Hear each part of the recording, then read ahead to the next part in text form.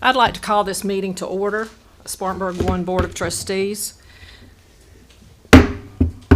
I'm Barbara Hopper, and I'm filling in for Wanda McDowell, who is our chairperson tonight. She had to be pulled away for some other duties regarding her job, so she couldn't be here tonight. At this time, I would like to proceed to the first agenda items, which is the chairman's report, which is the consent agenda. The consent agenda consists of the approval of the following items: the board meetings from February the 9th, the board work session minutes from February the 26th, special called board minutes February 26th, overnight field trips, check register. Do I have a motion to approve the consent agenda? I move we approve the consent agenda. Thank you, Mr. Cawthorn. Do I have a second? Second.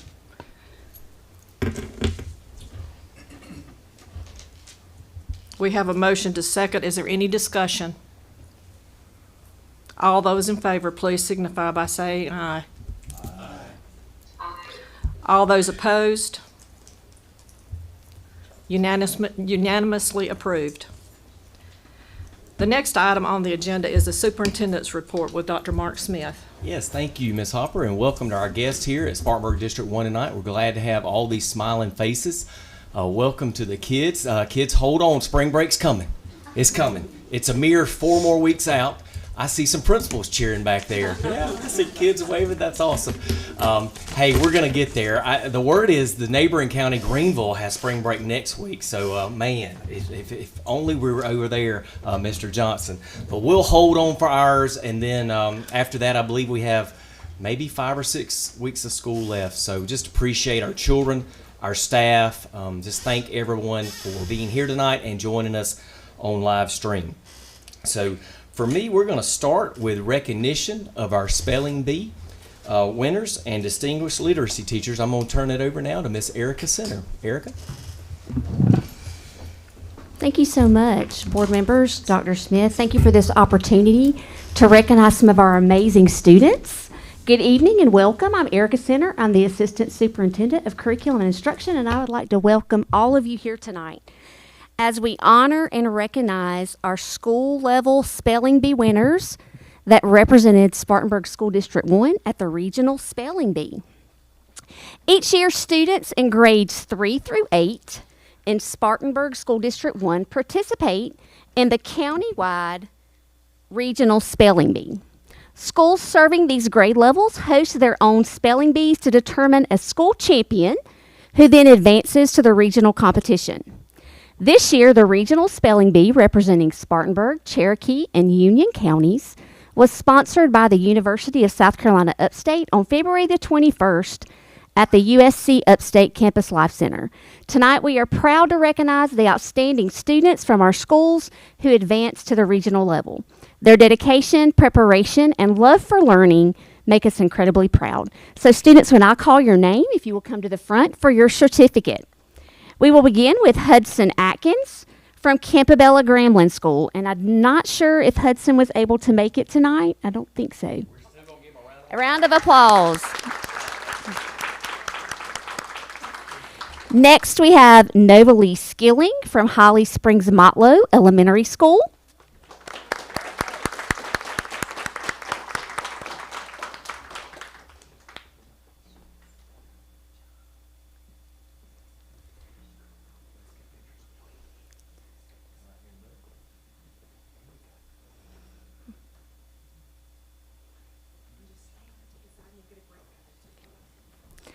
Isaac Trejo, Inman Elementary School.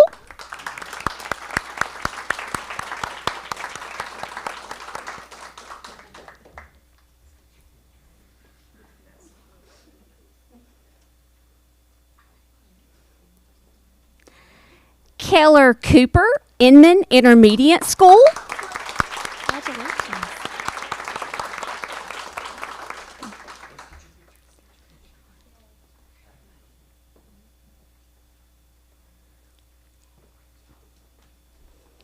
Ashton Chapman, Landrum Middle School.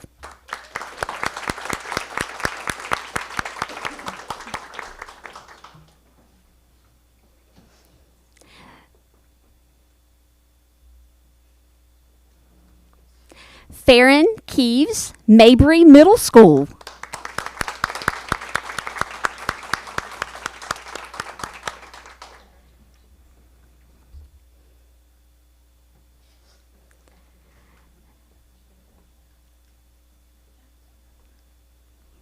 Knox Phillips, New Prospect Elementary School.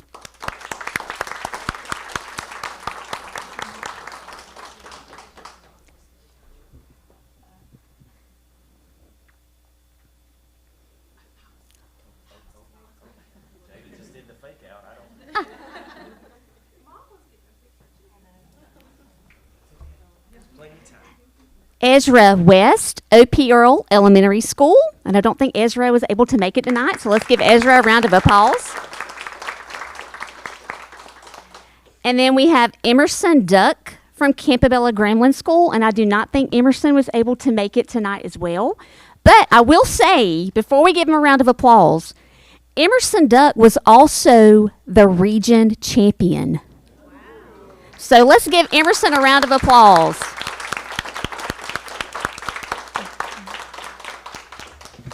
All right, if you will make a line here, Miss Tessnier wants to grab a group picture.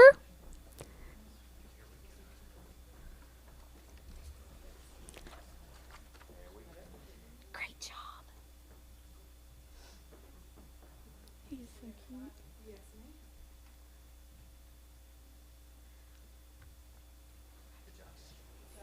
Let's give our spelling bee winners one more round of applause. Congratulations.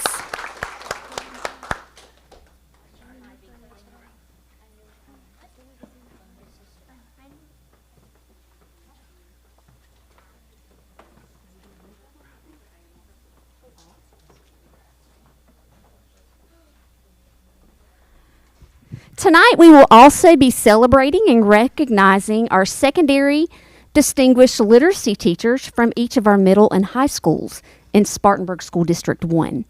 These educators share a deep love for literacy and work each day to inspire that same passion in their students.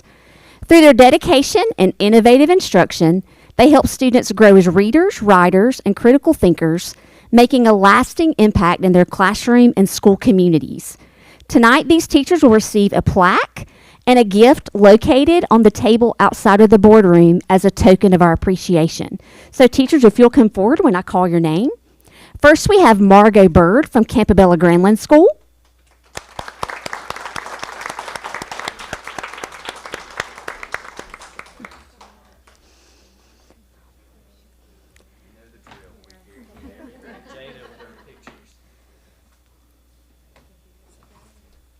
You want a group picture? Next, we have Teresa Price from Landrum High School. I do not think Teresa was able to attend, so let's give Miss Price a round of applause in her absence. Next, we have Emily Brooks, Landrum Middle School.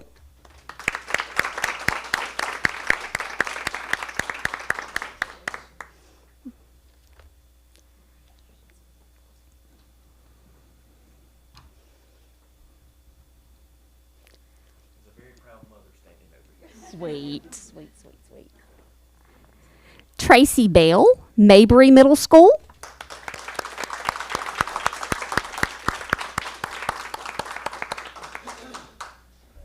Congratulations.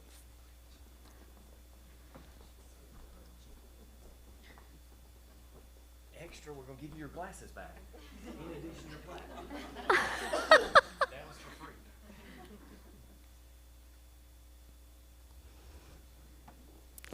And next we have Rebecca Thompson from Chapman High School.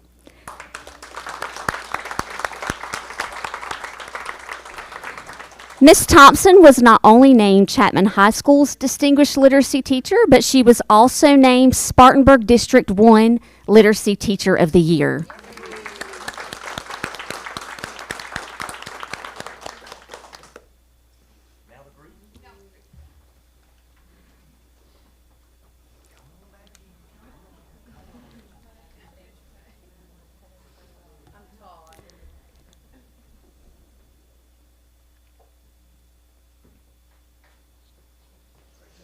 Thank you. Let's give our students and teachers one more round of applause. Congratulations, teachers.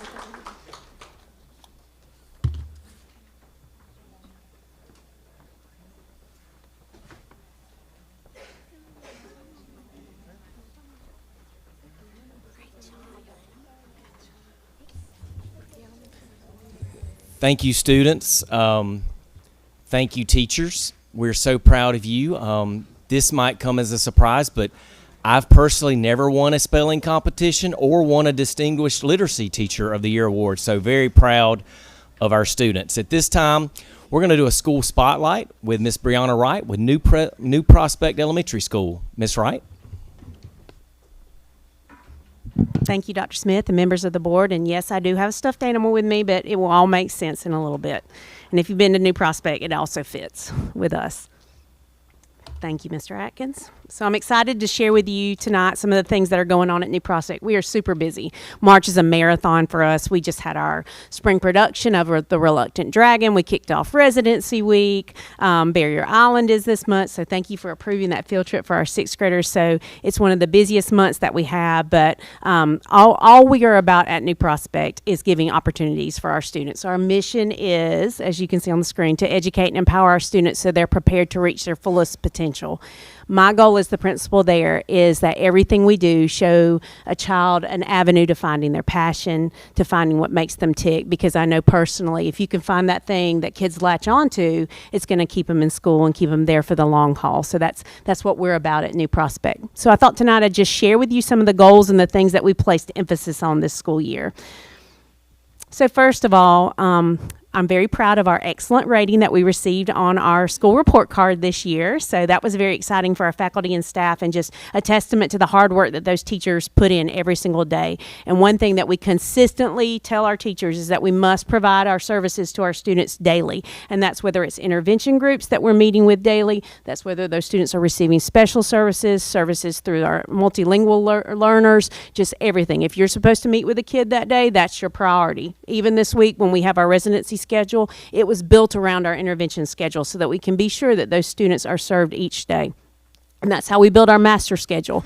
Every year, I hate to say that we change the master schedule, but we have to tweak it every year. I wish one year it could remain the same, but we sit down with our special services teacher and we talk about what our kids need and how we can best serve them.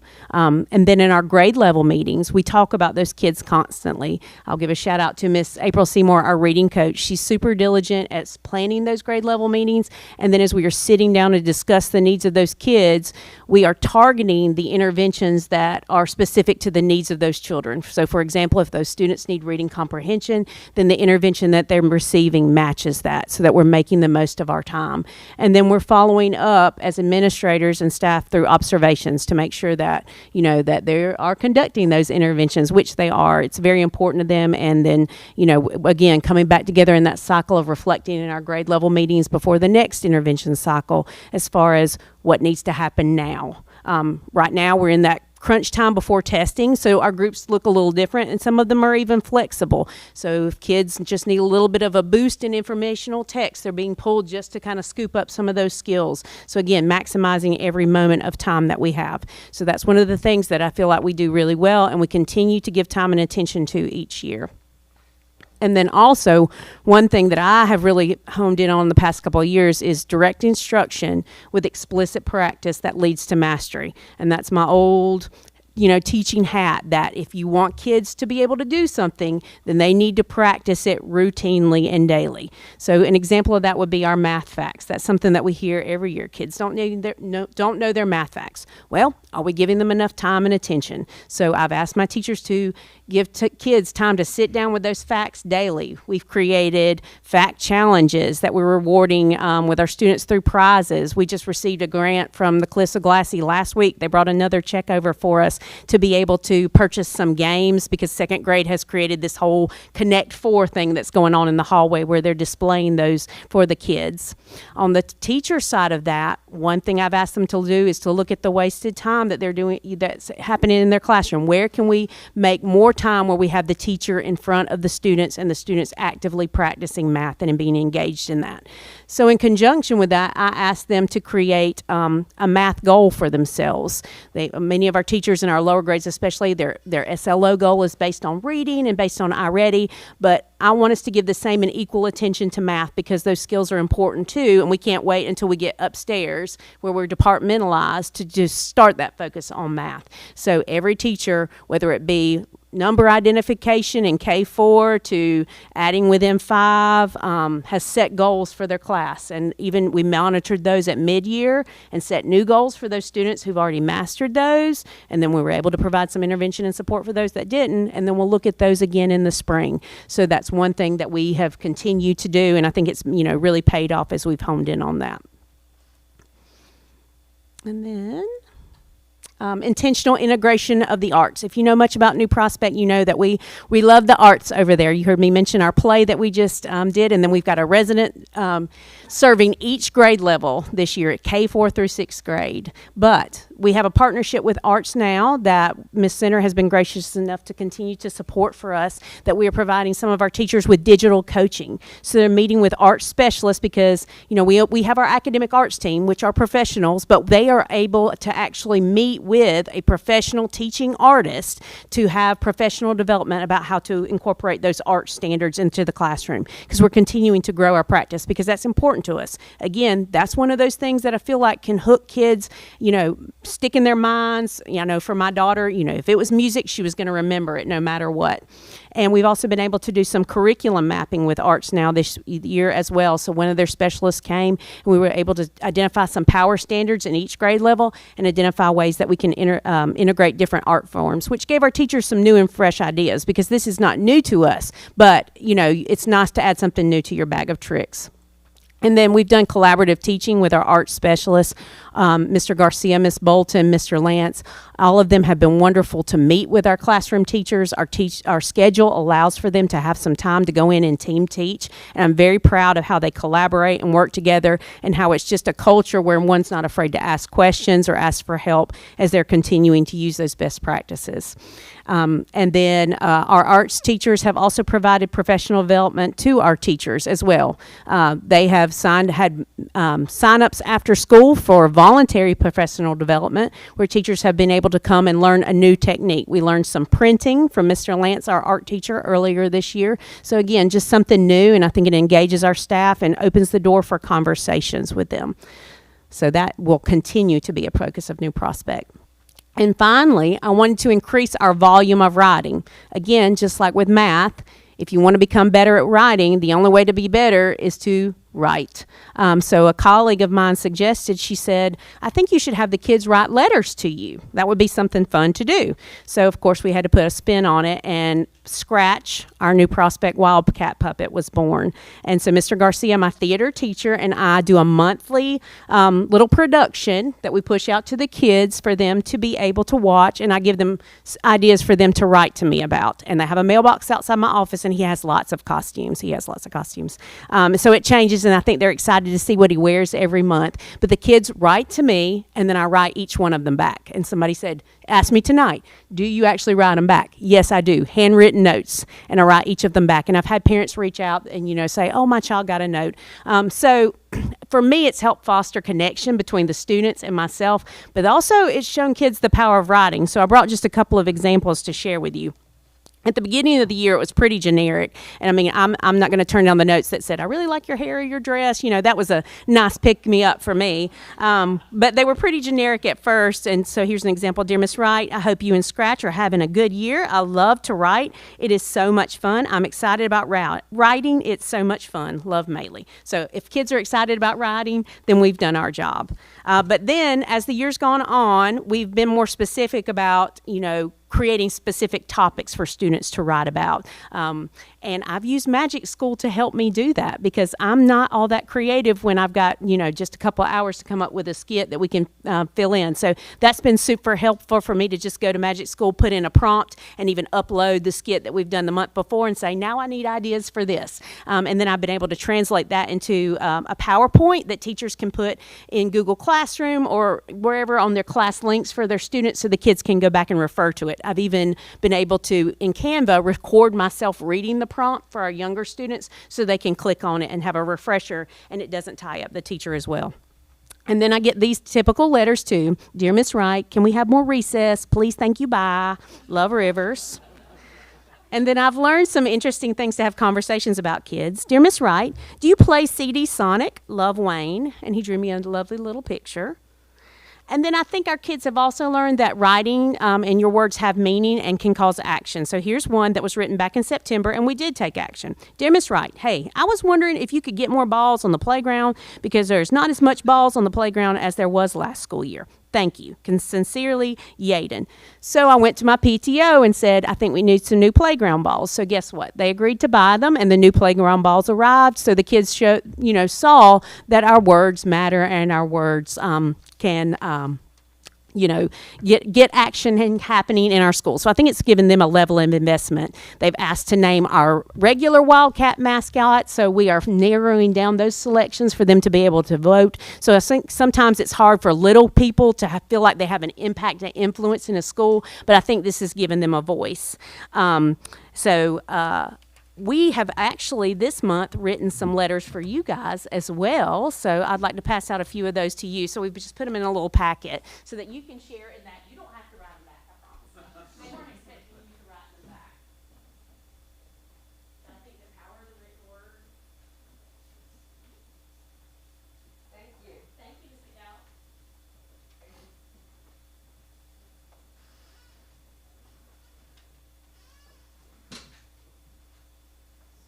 Y'all can take those and enjoy them. They're very excited about the new construction at the school. Hopefully they'll be writing about a new school soon. They are. They're very excited about that. So those are for you to take. And again, they are not expecting you to write them back. But I do want to be able to tell them that Scratch came to the board meeting because Scratch went home with me during the snow and was able to play in the snow outside and send some pictures of them to that tonight. So I thought maybe Mrs. Testnier I could put Scratch up there and maybe we could take a photo and then we can include that in our next video for them. Absolutely.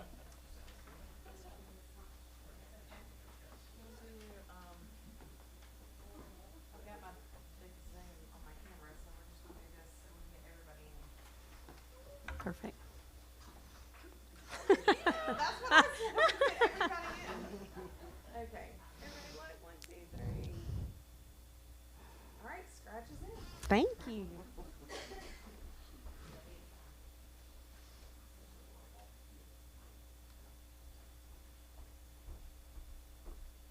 So it's been a lot of fun for us, and shout out to Mr. Garcia for, climbing behind my table in my hallway once a month and helping me film that. But again, it's really helped me get to know the kids a lot better. And again, I hope it's given them an opportunity to practice writing. And that's what we're about. If we say we're going to work on something, we're all in, and we're all in it together. So that's why I take the time to write each of those little kiddos back. And I love the smiles that they get when they tell me they got their mail back.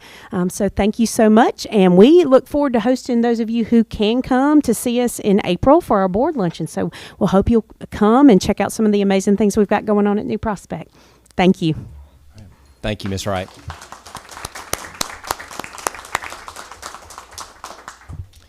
Great job, Ms. Wright, and a special school, and thank you for all y'all are doing over there at New Prospect. I'm going to go into my executive summary at this time. I'm going to need a little assistance from Mr. Atkins.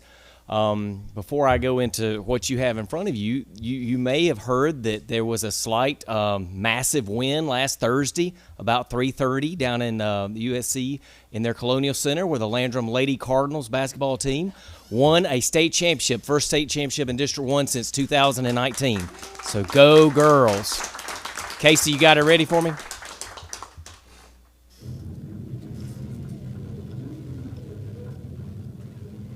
The last shot. We were up by 2. This is for them to win. And we just won the title. Look at their faces.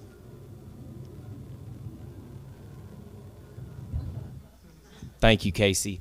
Real proud of the girls. We'll get them, our next board meeting will be at Chapman. That's our board schedule, board policy. It'll be at Chapman, and we will recognize the girls' team at that time. The board always, this would be a gift from y'all, where y'all on your behalf We always let state champions pick something, whether that's a state champion t-shirt, hat, or a sweatpants or a hoodie. I've been told the girls want a hoodie, state championship hoodie, so we will have all that going and working on that. So this is a real proud moment for our team, but we'll tell their story next board meeting. But going to my executive summary, I've passed you out a copy. Just starting with our department's curriculum, our 4K screening registration has been open for 1 month, and participation has been very strong. We've already registered a total of 114 4-year-olds and nearly double the amount we were at this point last year, so that is excellent. Spartanburg 1 also participated in won Spartanburg's inaugural internship fair, held February 25th at Spartanburg Memorial Auditorium. There were more than 45 employers from all over the county offering hundreds of internship opportunities for this summer. We had 106 District 1 students from Chapman and Landrum attend this internship fair, interviewed with prospective employers. So we're real excited about this partnership with One Spartanburg, and we appreciate their collaboration, our school counselors and career facilitators for supporting this outstanding opportunity. So that was neat. I was able to go see that. Our students will be getting internships this summer all over Spartanburg, so real proud of that. Going on to finance, as you know, board, an intent to award was issued to LMG to serve as Spartanburg District 1's construction consultant for the 2025 bond referendum projects, providing additional coordination, cost oversight, and project management as our 2 new schools and a major addition move forward. The district also secured several local grants to support students' programming, including another $22,000 from our Cliffs resident outreach friends. This was for Chapman High School Theater, our Rhythm of Joy prom that's coming up this Friday. The Rhythm of Joy Ball will be this Friday at Swalford. Y'all have got your invitations for that. It'll be at 5 o'clock till 7. If you're able to make it, bring your dancing shoes, because we're going to break it down. That's going to be a good time. But the Cliffs, they totally fund that. That's every year. They totally fund that for our special needs students, so very grateful for that. And they also supplied funding to the Inman Intermediate Mustang Connections field trip that they took. We were able to receive another $24,000 from the Joe and Joella Utley Foundation, and this grant is supporting music equipment, staff supplies, and a spring literacy carnival at Inman Elementary, as well as testing achievement rewards at Holly Springs Motlow.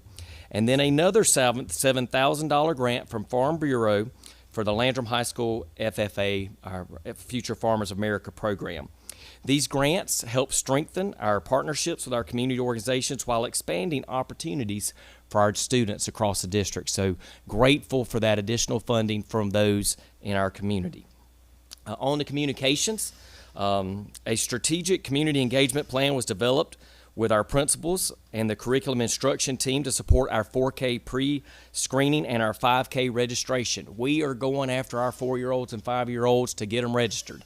Last year, we did not like where our numbers were at this time, so we made a plan to improve that, and Jada's worked with Eric and her team, and we're seeing a lot of success from that. So really driving up those 4K, and hope to drive up our 5K numbers, because we would love to have our 5-year-olds in our schools next year.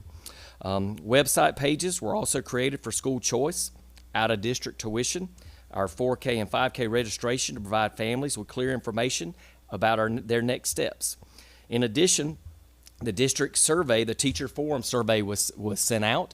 I have gotten those results back. I'll be working on getting that. I will be reading those over the next few weeks. I will have that completed by spring break, and I will bring back a report to the board of what our teachers. We had 226 staff members take the survey this year, so it's down from last year, but that's okay. I figure if the number is going down, people may be. I'm going to assume they're happy if they're not submitting their survey. And they may be happy submitting their survey, but there are only 226 for me to read this year, so I should be able to plow through that in no time. But communications helped me to get that together. Communications has been working, producing on social media recognition posts for our staff appreciation, such as bus driver, SRO, and maintenance appreciation days, and covered several district and school events, including our CGS book vending machine unveiling that we received from Cliffs of Glassy, our Unity and Community Night, where our own Wanda McDowell was recognized. And Wanda is joining us tonight via Zoom call, but I do want to recognize Wanda. She was given an award of recognition at our Unity and Community last week for being the first African-American chairperson in District 1. So we were very proud and very thankful for that. And multiple athletic events that the Communications Department was at to highlight students across Spartanburg 1. And they are now, the department's also working closely with Rhythm of Joy Prom Committee as we finalize the details to head into our big dance Friday night. Again, I hope you can make that. Human Resources, they are currently selecting our 26-27 Teachers of the Year using established district criteria. Each school selection will be recognized through a surprise visit from myself, Dr. Beeson, and Jada, and the school principal. And then after that, on April 24th, it will go to an 11 school level. Our 11 school level Teachers of the Year will participate in interviews conducted by a panel from across the county to select our district Teacher of the Year. So that's coming up in the next couple of weeks. Student data. The Accountability and Assessment Department continues supporting the diverse needs of our students. We're doing access testing right now for our multilingual learners. It is nearing completion, using personalized approach to ensure each student demonstrates progress. And our ML learners have been a major focus for our district this year in improving their student achievement. The district's also administering performance task assessments to identify the nature and strengths of our gifted and talented students. Additionally, the team is analyzing enrollment trends to better understand our community needs and help ensure how Spartanburg District 1 remains a welcoming and high-performing district for all of our families. And last but not least, operations. District and school administration are working with our design firm, Millen Patton Smith, through the schematic design and design development phases for our 2025 bond referendum projects. It's been exciting to watch that behind the scenes. A lot of work going on with Jason and his team. Appreciate that. The district is finalizing the closing of the future Opie Earl property, exploring additional property purchases to support future educational needs, and renewing several agreements with Spartanburg County. Also, a cybersecurity awareness program has been launched that includes phishing simulations for staff, not the kind of phishing you're thinking about. The phishing kind of trying to show folks not to click on certain emails and links. Cybersecurity, very important in our day and time, and so Casey and his team has added this awareness program to help make our staff aware of all things cybersecurity. And the district is also partnering with the Department of Education on a cybersecurity posture assessment. In transportation, all bus routes now have working radios installed. That is a major safety feature we're very proud of. We have a couple of base commands here at the district office, one in transportation and one very soon will be in Dr. Brown's office. And in case of any emergencies, we will have immediate access to our bus drivers. And a permanent driver has been secured for our new special ed bus, special needs bus that we secured from the state of South Carolina. We're thankful for that bus, and now we have a driver. So we're very excited about that. And in addition, Spartanburg 1 has confirmed that we have received $180,000 from the State Department in safety grant funding to purchase the Trident Ulta smart sensors to help address vaping and cell phone misuse, and while overall supporting the overall security and safety of the schools. So that was this year's state grant we got. Every year, the last 3 or 4 years, we've gotten a safety grant because Officer Harmon's very good at writing those. He must have been an English student back in the day. So we've gotten this, I believe this is our 3rd or 4th year. I know it's our 3rd year of getting this grant. And then this year we'll be using it. And you'll be hearing more about this as we address vaping and cell phone use in our schools. But, Madam Chairwoman, that concludes my report. Thank you. I apologize, but at the beginning of the meeting, I failed to have us all rise for the Pledge of Allegiance. And if we could do that now, I sure would appreciate it, because I'm not going to be able to sleep tonight if I walk out of here and didn't do it. I Pledge allegiance to the flag of the United States of America and to the republic for which it stands, one nation, under God, indivisible, liberty and justice for all. Thank you. Personnel, right? curriculum update. Oh, curriculum, okay. Our third agenda item, it was the public participation. Being that there was none, we'll move on to item number 4, the curriculum report with Miss Erica Center. If you would draw your attention to Miss Center. Thank you, Madam Vice Chair, board members, Dr. Smith. Thank you for this opportunity to highlight some of the wonderful things that are going on in our curriculum department. I am honored to welcome Miss Amy Driggers, if she will make her way up. She's the director of our secondary education and our CTE education, and she will be discussing some of the wonderful things that are going on in our work-based learning in Spartanburg District 1. Thank you, Ms. Driggers. Oh, don't be alarmed about the size of this. I'm at the age where I have to print about 20-point font so that I can see what I'm about to say. I appreciate that as well, so I appreciate your patience. Good evening. Thank you all so much for this opportunity to share with you tonight our progress with our work-based learning. We all know school teaches important things, but the truth is a lot of learning happens outside the classroom. When students get to step into a real workplace, whether it's an internship, a job shadow, or a co-op program, they start connecting what they've learned in school with the real world. They see how the math and science and writing and problem solving actually apply to jobs and careers.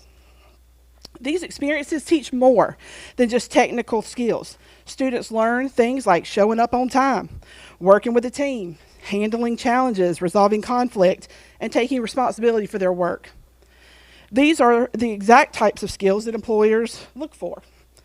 And they're also skills that help students succeed, not just at college or career, but in their lives.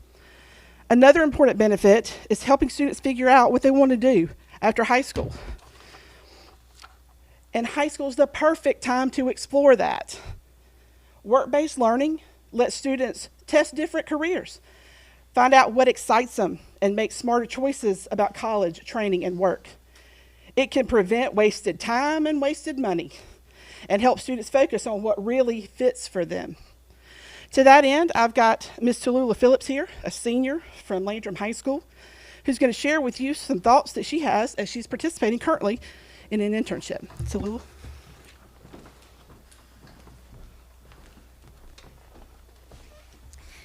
Good evening. My name is Tallulah Phillips, and I'm a senior at Landrum High School. For the last 2 months, I've had the amazing opportunity of being an intern at God's Creatures Animal Hospital in Landrum.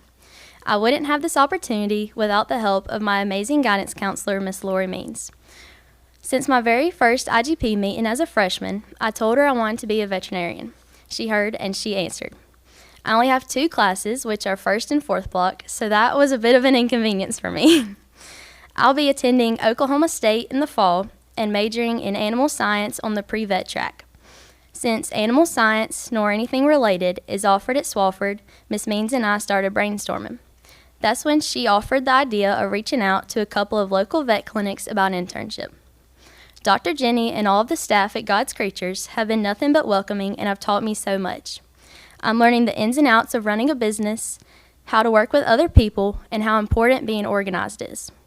Not only am I learning personal and professional skills, I have also gotten to help give lots of x-rays, learn how to cut toenails, give shots, hold for surgery, and so much more. I'm learning not only by observing and shadowing, but by being hands-on and assisting where I can. This work-based learning has confirmed that I do for sure want to go to college to become a veterinarian. I think this internship, along with so many other possible opportunities for other students, is not only a great experience to learn more about themselves and about that certain career, but also to help them decide if that is the career they 100% want to pursue. I currently have 81 and a half hours working at God's Creatures since just January. It's unpaid and I get 0 credit for being there. I spend a lot of time there, go home tired, but I'm learning so much and love every minute. I know hearing the unpaid and no credit turns a lot of people away from wanting to do an internship. Before I started, many of my friends asked why I would even want to waste my time when I get nothing in return. For lots, they would have to do it after school, but they see no benefit with it being unpaid and don't have the opportunity during school because it's not a credit. Lucky for me, I get to go during my 2 classes, or in between my 2 classes. Swofford is an amazing opportunity for so many students, but what about the ones that want to pursue a career that isn't offered at Swofford? I've taken the biology classes and the agriculture classes, and I've read the textbooks, but none of that is anything like having real hands-on experience. In school, you learn how to work with other students on projects, manage your time between sports and homework, solve problems, but it's nothing like actually putting that into action in the real world. I'm forever grateful for this opportunity and hope many other students in the future will as well. Thank you.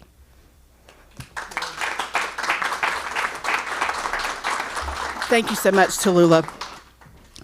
Currently, the State Department of Education provides state-approved courses for students who complete the full CTE programs like those offered at Swofford or at the Master Skills Center. And when they finish those, they're allowed to participate in an internship for school credit on their high school transcript. For example, again, if you completed a welding program, you could go on then and do an internship for school credit in a welding internship. These elective courses are important for the reasons that Tallulah just named, but as she explained, we don't have avenues for all students. It's an incredible opportunity, y'all, for them to practice and apply that knowledge. It gives students class credit for these experiences is important. It shows that we value learning wherever it takes place, not just behind a desk or in a classroom. And there's a community benefit too. Local businesses and organizations get to work with young people who bring in bright ideas, new perspectives, and create a fluid movement into their industries. Students get mentors and connections that last long after graduation. Everybody wins. Offering work-based learning and internship for credit isn't just nice to have. It's an investment in our students' futures and in our community. It gives students skills, confidence, and clarity about their next steps. Many of these students lack those things, as many of you know well if you've raised teenagers. I certainly have a couple that are still working on theirs. It also, I should say one, Graham settled. It sets our schools apart as places that prepare young people for life, not just for tests. But all career paths are not available in our CT departments, and not all students can invest 4 to 5 different classes in order to complete a program to be eligible for those state-approved internship courses.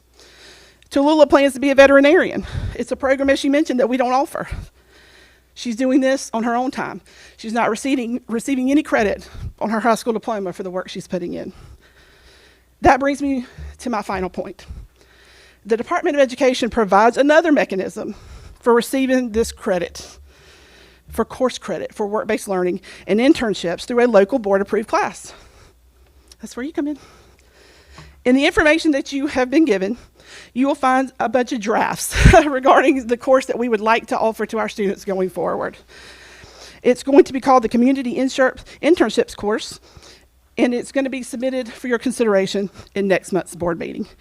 Enclosed, you will find not only state requirements, applications, but also drafts of a course guide, a syllabus, and a visual framework, which I will call your attention to behind the very first tab.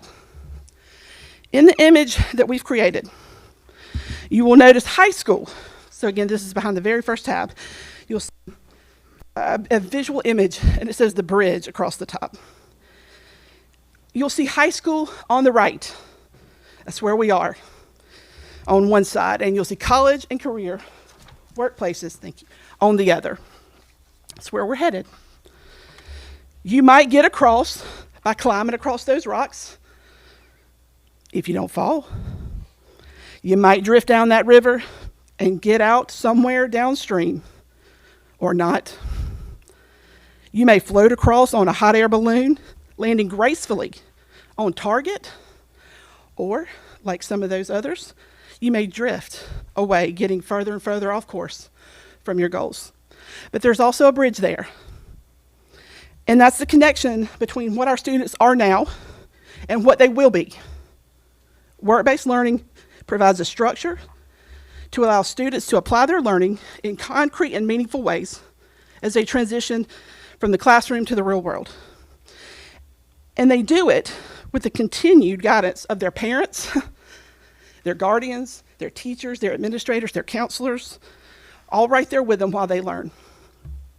It's incorporating an additional way for more students like Tallulah to have these wonderful, meaningful experiences. It's not going to just change their lives for now. It's going to change them for always. I appreciate that you support programs like these and that you'll consider this class as an added course to be offered next year to our students. And as I thank you now and for years to come, in the back row, you'll see Dr. Flynn, you'll see Ms. Means, you'll see Matt Davis and other representatives from the high schools. I could not do what we do for our kids without their guidance and their creativity. Our students, thank you so much to Lula for sharing, the counselors and the career facilitators who just pour their absolute hearts into these kids, and their school and district leadership who always keep students front and center. I'm grateful for all of you. Again, these are drafts. They just maybe are overkill, but I believe in giving information. So look forward to hopefully talking to you about it again later. Thank you, Amy. Sure. And I want to recognize Lori Means. Will you please stand up? Catherine Gramlin, will you please stand up? Guys, Catherine is a career facilitator at Chapman. Lori is the guidance counselor at Landrum, and they have poured their heart and soul into our work-based learning opportunities along with Ms. Driggers. So I want to give them a round of applause. Thank you all for all your work. So what Ms. Driggers has put before you, we know I don't ever want to surprise you. We're not asking for a vote tonight. We're asking for a vote next month. We wanted you to have all the information before you. This is the first local board approved class I've asked for in my 3-year tenure here. I'm passionate about work-based learning. I have seen it change my older 2 children's life. It has changed their life. My older 2, both at Clemson, the oldest one did an internship, chemical engineer. I know she can't be mine. I know that's what you're thinking, but she is. And she knew that internship, that showed her that's what she wanted to be. My son has done a construction science management internship with Harper the last 2 years, and they offered him a job this year. He got a job from an internship. So this is a passion of mine, and really it's sweeping the state right now. Really, One Spartanburg has done a great job with this. Dr. Gardner leading that up. They've done a great job. And what we've talked about earlier with the summer internship jobs, we're talking about this doing year round. And for all of our students, because some of our kids can't drive to Spartanburg for some of these internships in the summer. So we're talking about bringing this here to Inman, Campobella, and Landrum for our students. A lot of our kids come to school late with late arrival. A lot of them leave early because they have all these credits. It only takes 24 credits to graduate. When you're on a block schedule, you have 32 opportunities for credit. So a lot of our students in their junior, senior year don't come. Why not give them a work-based learning opportunity for credit, honors credit at that, right, Amy? Yes, It's sir. going to be honors credit. And then, as we do this, we may bump into more of these paid internships. I feel sorry you didn't get paid, Tallulah. I'm sorry. But we appreciate the experience and for them having you. And, we don't always have to get paid, but obviously it's nice. The internships this summer are paid.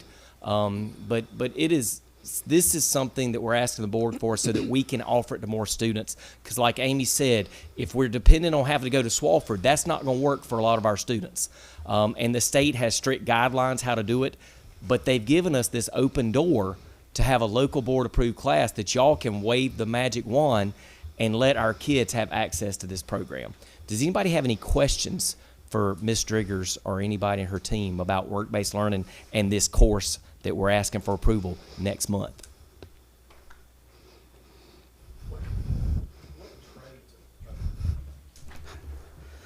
Like, what trades are you seeing that are the most popular that Swofford Health doesn't science offer? is constantly one. We're seeing lots of business. I would say in addition to those, the trades like welding, electrician, plumbing, HVAC, we see quite a bit. And those are limited spaces, Mr. Ganley. We could fill the whole place with just those few. So we're not even able to reach all of the students who may be interested in those fields, much less ones who are not represented. Yes, sir. Ms. Driggers, I know that Swofford classes, they fill up quickly in certain items. Would this give the students some opportunity possibly to take those classes that they cannot get into at Swofford, like welding or Could they This sign would- with a company? This would be a little bit of an alternative to that. It wouldn't enroll them in a course necessarily that bypasses Swafford directly, but it would open up the ability to have taken some prerequisite courses and then go straight into an internship with 1 or 2 classes, as opposed to having to wait for the full complement of those courses. I'm not thinking of bypassing Swafford by any means. No, But I it's just, I know that there's a lot of students trying to get, and right now, we can't provide the space that's ma'am. needed right there. Yes, Something ma'am. we were working on, of course, but. It absolutely would serve to complement those programs that already exist and also provide the mechanism for those that aren't represented either at Master Skills in our current high school programming or at Swafford. Yes, ma'am. Sure. All right. Yes, ma'am. Yes, ma'am. Yes, ma'am.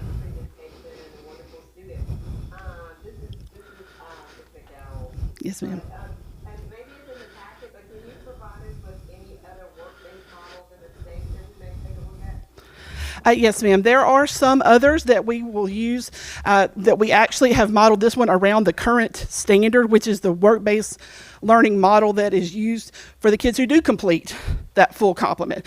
We've used the same process there, just using the the internship local board approved instead. There are some other districts who are using it as well, and they have their own local board classes to accomplish that. We started this process by laying a great foundation. We started this last year. Y'all remember Jamie Moss that was Jada's intern. That was our first quote guinea pig. And then we went through to get the forms and everything, make sure we had all those parameters set so it could be done safely and positively for the student. I had great success from that. We've built upon that this year. We have roughly about 10 students doing internships this year, but it's laying the foundation because we're not worried about numbers. We're worried about a quality program that can be sustainable. So next year, if y'all approve this, we'll be able to offer this out to more students. So is this, I guess I have more than one question, but. Okay. So this is more trade-based, sort of? Not what you were- necessarily. No, sir. It can be any career pathway. For example, if you've got a student who's interested in politics and they've taken some courses like U.S. government, then they could also go and do an internship with local government to accomplish that. So it's not trade-based alone. No, Okay. sir. And the other question is there was a mention in here of band taking the place of physical education. I'm sorry, say that again? There's a section in here about marching band taking the place of physical education. Yes, sir. So that's a separate, that is the state required document that we have to do for any local board approved. That's just one of the pages that's there. That's not something that we're applying for. We already have that for approval from the state for that at the high schools. But it's not included. I just have to keep the form together when I share it. Right, just Yes, sir. more information, yes. Yes, sir. Thank you.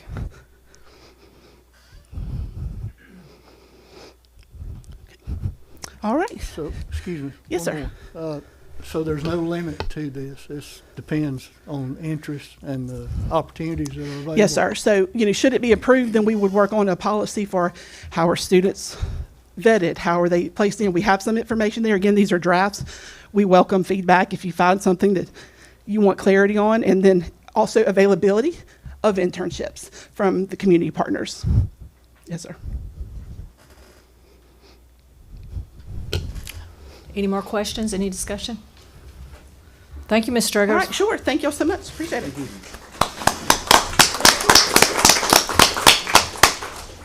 We'll get them in the court system, let them see what happens to them if they don't behave.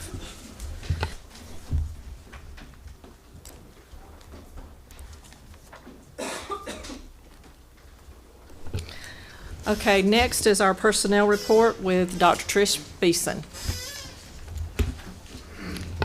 Thank you, Madam Vice Chair, Madam Chair on Zoom, board members. The personnel report was in your packet.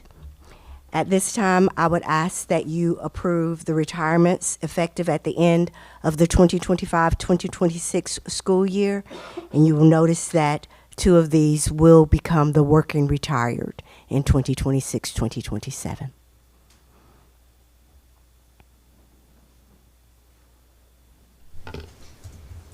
Okay, you've heard the recommendations for the retirements. Is that correct? I heard that correctly, Yes, right? ma'am. The retirements? Yes, ma'am. Is there a motion to approve? I make a motion to approve. Do I hear a second?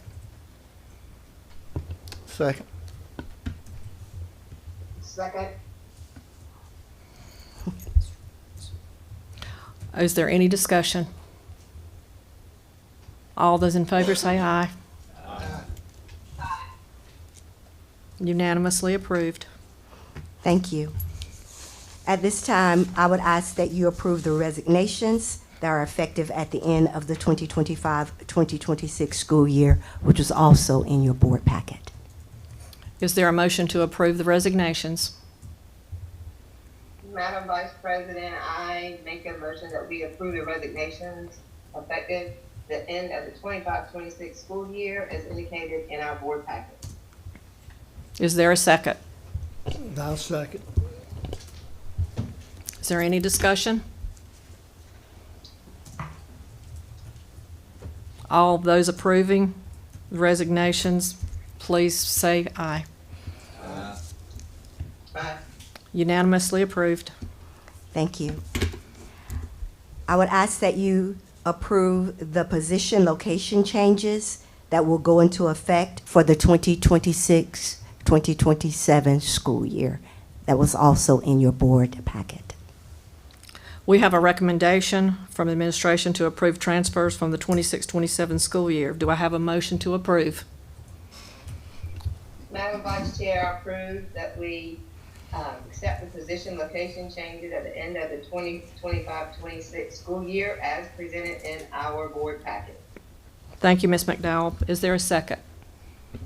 Second. Thank you. Is there any discussion? All those approving say aye. Unanimously approved. And as promised, we have been very diligent, our principals very diligent in finding the best replacements for us for the 2026-2027 school year. They were in your board packet. I ask at this time if you would approve the employments for 2026-2027. You have heard from administration to approve employment for the 26-27 school year. Do I have a motion to approve? I motion that we approve the employment for the 26-27 school year. Thank you, Mr. Graham. Is there a second? I'll second. Thank you, Mr. Vanderford. Is there any discussion? All those in favor of approving the new hires, please signify by saying aye. Unanimously approved. And last but certainly not least, on behalf of Dr. Mark Smith, our superintendent, I would like to recommend that the board approve all contracts and letters of agreement for the 2026-2027 school year. We have a recommendation from administration to approve all contracts and letters of agreement for the 26-27 school year. Do I have a motion to approve? Madam Vice Chair, I make a motion that we approve all contracts and letters of agreement for the 26-27 school year as indicated by Dr. B.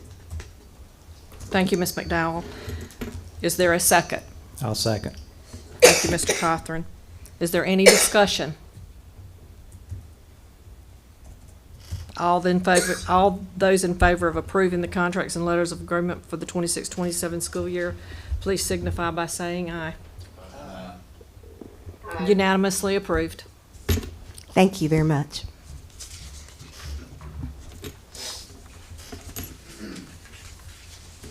Thank you, Dr. Beeson. Up next is the policy report with Dr. Brown.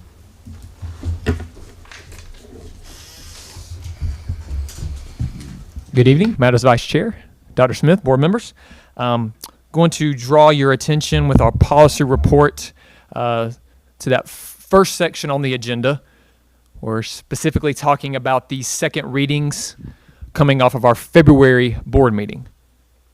So based on our discussion from the last February board meeting, our discussion, your suggestions, Those are all in your board packet for your review that was given to you. I do want to draw your attention real quick to one just small change. If you're on the landing page that we have that's inside, again, of that folder of your board packet, very small change to ECB. Very small change to ECB, just a very small wording change. It's line number 13. I've put line numbers on there for all these policies, which is very beneficial, more probably to me than anybody. So line number 13, just a recommendation for omitting building there. So it just reads each principal. So we don't have to say each building principal. So just each principal. I'm sorry, excuse me, each principal. Yes, sorry, excuse me.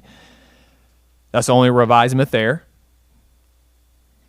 And then if you go on down to EF,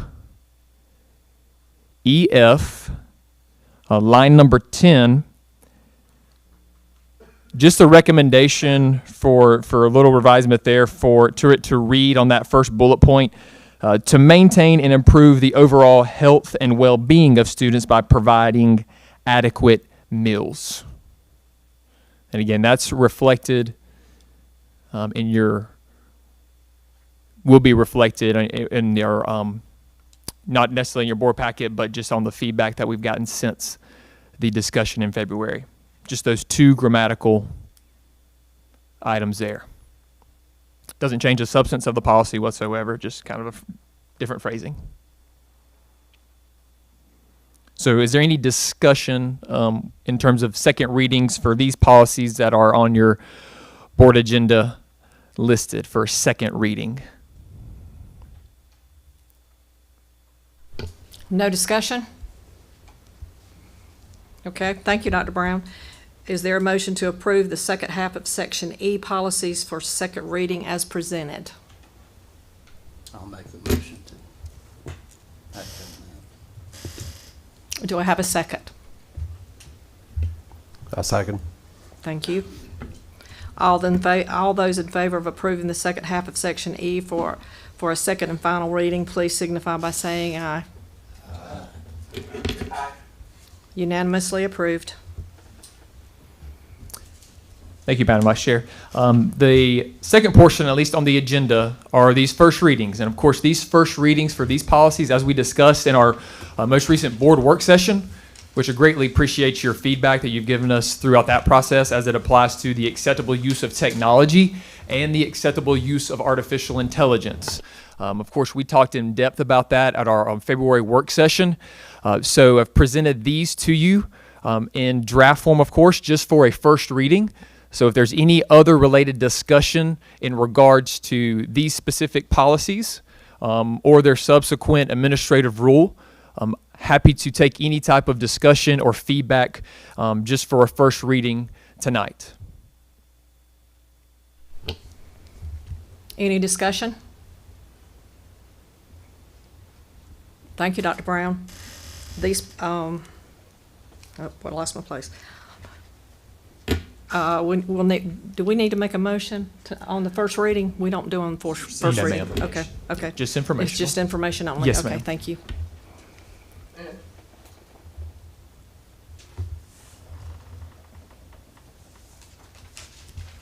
Okay. I do have one question. Are we still asking questions? Yes, ma'am. Yes. I just lost it. For the acceptable use of AI for students, I know I'm a student assistant. I know we have it there, but do we have any suggestions for the suggested use for AI for teachers at certain levels? I didn't see that in there. It told me to refer to IJN or something. I can't remember the number right off because I just lost it on my computer. But do we have specific acceptable uses of AI technology for our teachers? And I think you're referring to, if I'm not mistaken, Ms. McDowell, the administrative rule that goes along with artificial intelligence that we formulated since our last meeting based on y'all's feedback? Yes, ma'am. Okay, so we're looking at Exactly, and I just found it. Yes. Okay. So we're specifically looking at IJND-R, and I believe if you go down to line 56, it's line 56. Okay, we kind of, I would say generically talk about the appropriate use or the use of it for teachers and staff. And I can kind of read that out loud just as a kind of, if we can all just kind of hear it and just see if we want to make any other necessary revisions to it, or if we want to get a little bit more detailed with it when it comes to our teachers. But it says AI can support educators by assisting with lesson planning, creating supplemental instructional materials, personalizing learning, streamlining administrative tasks, and providing professional development resources. To maintain clarity and academic integrity, any assignments where AI use is permitted must clearly state that AI is allowed in the assignment details. So are you just kind of wanting to more of a approved use of it in regards to educational purpose, Mr. McDowell? I think I was looking for more of something that we give a user group and we state the students and the AI free, AI assisted, AI partners. I didn't know if we needed levels for the teachers as well, or if we are just basically saying you can use it for this, and the acceptable use is just aligning with those outlined in the policy IJND. I think what she's saying is, are there Yeah. parameters for the teachers with Right.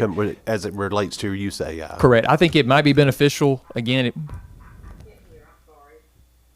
you hear me now, Mr. McDowell? I think what you're asking is that are there parameters for the teachers set in place for use of AI when it comes to using it in the classroom? Is that correct? I It seems like we have the parameters for the students, but I didn't know if the teachers had the same parameters as the AI free, AI assisted, AI partners. I think it's easily something that we could look into with maybe other school districts or just our own curriculum instructional team here with Ms. Center to see if we need to have that tiered level approach as we've done with the students here and really kind of spelling it out for them in terms of the permitted use of it and how that needs to be structured. And I think through, again, that could maybe even echo professional development piece in there too of we have these tiered levels. This is how we're going to use it for our students. This is how they're doing it. How our teachers are going to also kind of mirror that and parallel the use of it. I think it's a great suggestion. We can definitely look into that.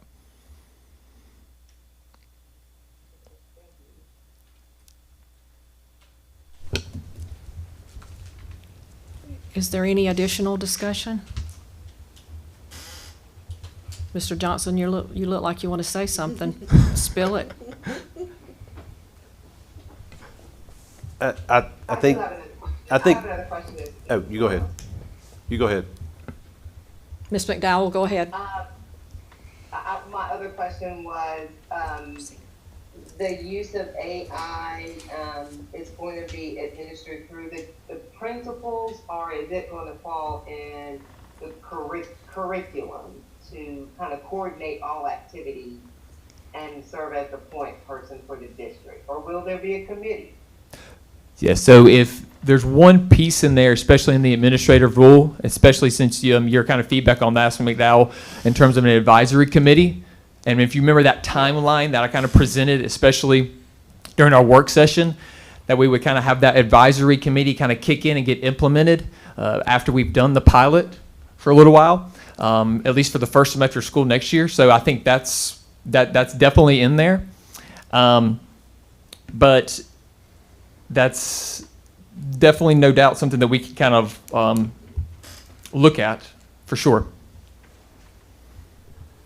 Yeah, I think all I was going to say was, because I'm thinking as I'm sitting here, but just when we talk about professional development, I think there's so much stuff out there. The key for AI obviously is finding a professional development website or some plan that is useful, is educationally intelligent.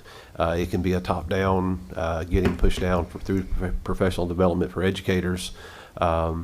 It's not a question. It's just, I'm just sitting here thinking about it. And I think finding the right one that fits District 1 for helping teachers, minimize the time they're having to spend and create things. And education teachers all know, you beg, borrow, and steal. You are looking to the mentor that's down the hall to help you out, you know, shorten your day as best you can. And I think finding the right fit for teachers through professional development would be, it'd be great. And I think, to your point too, Mr. Johnson, Mr. McDowell, that top-down approach from curriculum instruction, of course, Ms. Center and her team, that would probably be the umbrella of that, of course, as we've been talking about and what she's presented, where they would really look to their guidance first. With her AI cohort and those lead teachers that we have, those are boots on the ground inside of the school setting, where we could go to their level of expertise. Then, of course, the building level principal is, you know, overall responsible for all operations and instruction inside their school building. But I think the most important thing too, as it applies to especially this administrative rule, and I kind of alluded to this in our board work session of how fluid this might be as more AI technology gets pushed out, but also not necessarily seeing just AI almost compartmentalized, but we referenced it in that umbrella of acceptable use of technology, because it definitely is a technology, but how it's kind of just out there technology right now that we're trying to understand. So having that administrative rule and being able to go through, you know, Mr. Atkins and Ms. Center to see how those things need to change, how we implement it for students, how we implement it for teachers from a professional development standpoint, is going to be really beneficial. So even adding that administrative rule alongside this, as other school districts across the state have kind of done. Because again, I think we said 8 school districts out of the 73 have adopted an AI policy right now. So it's kind of something we just are kind of carving through a day at a time.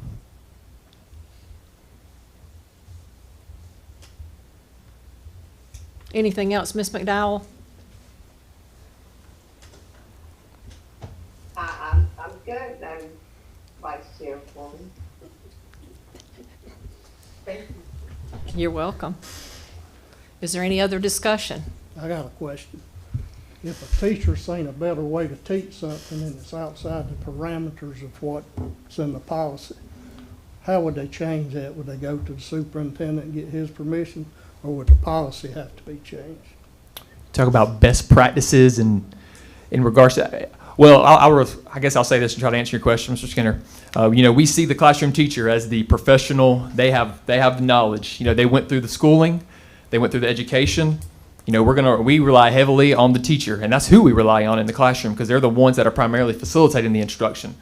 So again, like we talked about in our work session, you know, AI is a complement or supplemental thing that they can use. It's just a little ingredient with Ms. Center's analogies. You know, the chef in the classroom is the teacher, and they're going to be the ones that are facilitating it, and they feel like their instructional, you know, pedagogy is what needs to take place with their students, then that's what we're going to rely on.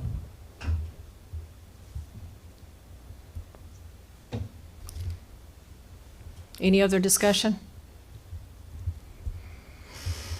Okay, that concludes our first reading All right. of this policy section. Thank you, Dr. Brown. Thank you, Madam Vice Chair.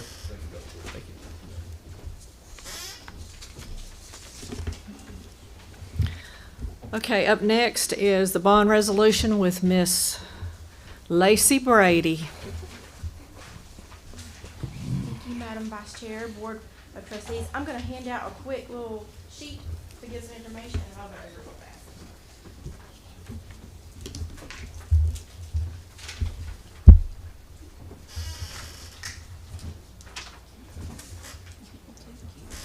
Thank you, ma'am.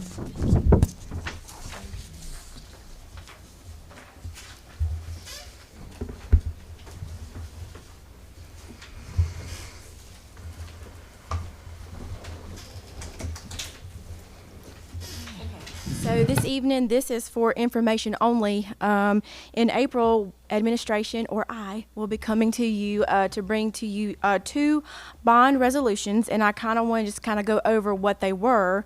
One is pretty self-explanatory. The other one I wanted to provide some additional information on. The first bond resolution that we will bring to you is in regards to, it will be our first band or our first bond anticipation note related to the 2025 referendum. And these funds will be used for the new Prospect Edition, which will begin this summer, as well as other construction costs relating to all 3 projects. The second resolution is for refunding of our installment purchase revenue bonds. As part of the district SCAGO program, in the fall, we always bring a resolution to you, and this SCAGO program is what funds our capital program, but it also provides the principal and interest payments for this installment purchase. And what this refunding will do is it will eliminate the need to continue issuing debt or new debt each year to make those payments for the next 6 years. And it can also result in a little bit of reduction of financing costs related to those issuances, as well as some interest savings. Just some information on what installment purchase revenue bonds are, because I don't know that everybody understands what they are. It is a flexible financing tool that is utilized, it's allowed under state law. Mostly local governments and municipalities use this now. School districts were allowed to use them at one time, but we no longer utilize those. However, we originally issued our IPRBs in 2006, and it was for the construction of the 2 high schools.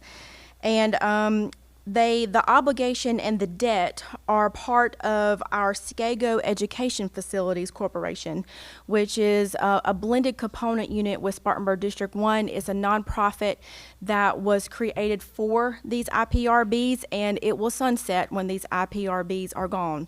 As part of the installment purchase revenue bonds, they have to be issued under a nonprofit, because what ends up happening is because they are the debt of and the obligation of a nonprofit, they do not count against the district's debt limit.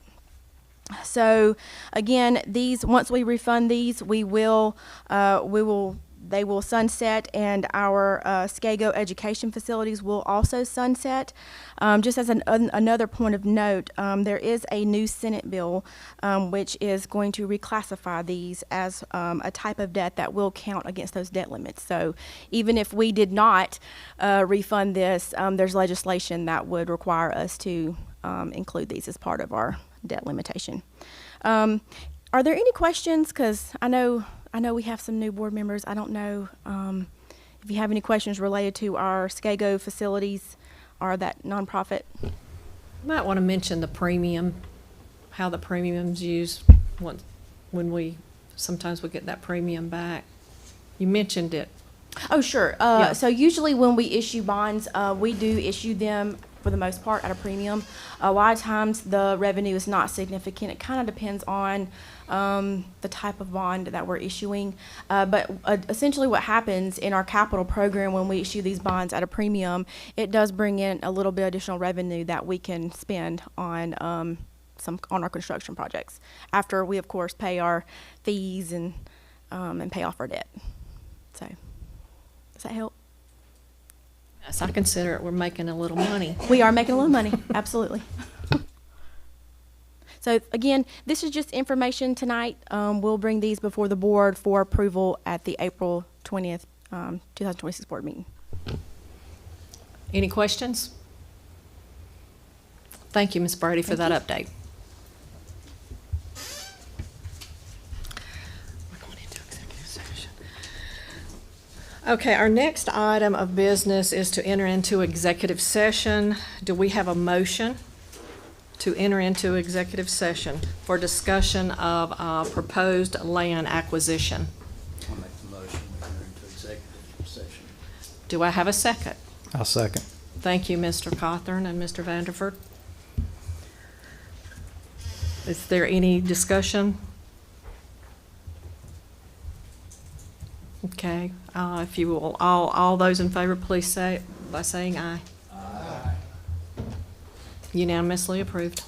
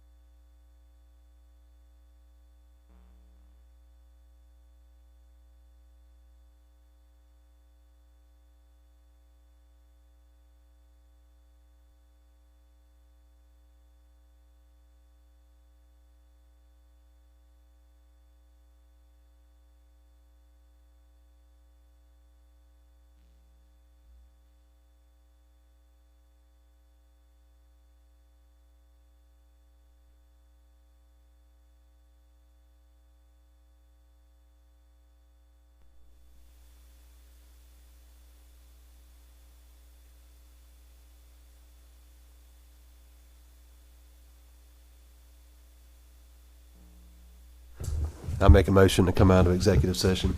Thank you, Mr. Johnson. Do I have a second? Thank you, Mr. Vanderford. We have a motion and a second to come out of executive session. All those in favor, please signify by saying aye. Aye. None being opposed, unanimously approved.